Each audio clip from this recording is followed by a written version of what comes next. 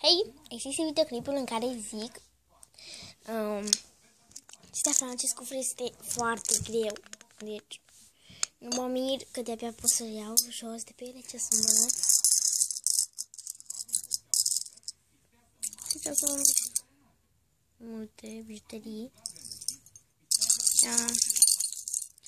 Tot ce este mega acolo este ăsta. Acest lănțișor cu Frankie. Scuzați-mă. Și arată cam așa.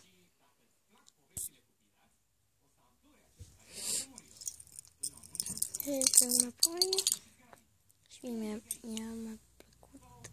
Este cercel în frumunteniu. Am asta. Memele.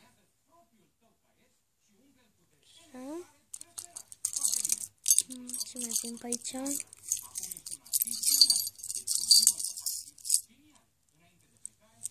Ce este ăsta? Că cercel, dar nu-mi place. Cercelul meu. Am cercei care eu i-am avut. Okay. Nu știu de la ce vine asta. Văd aici, este un lacăt. Este o mașinuță, da, care are, cred că, magnet. Deci are magnet.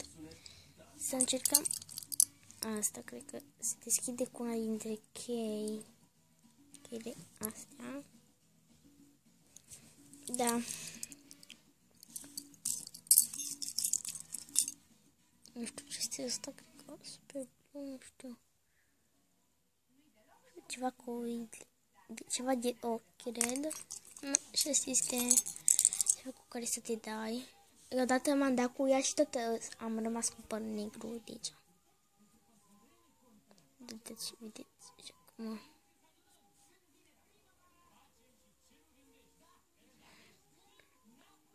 Da, ați văzut, strălucește. Este cartela. Aici sunt doi nasturi. Of, mi-am pus acest șercel pe deget. Așa. Nasturi alb. Sunt doi nasturi albi.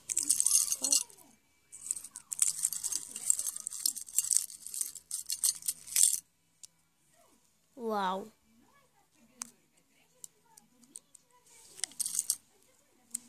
Este încă un nasturi. Deci asta este cu dracul Laura. Cred că a sărit din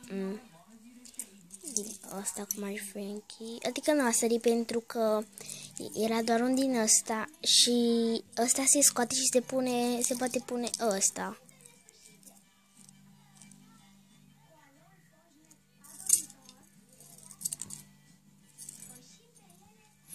Da, cam asta a fost videoclipul cu ce am eu acest cufăr foarte greu. Și aici am bănuți.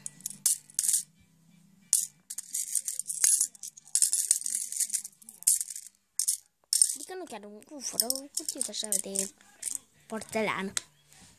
În fine, asta a fost ceea ce mi-am cutiuța mea de porțelan foarte grea. Vă pup, pa!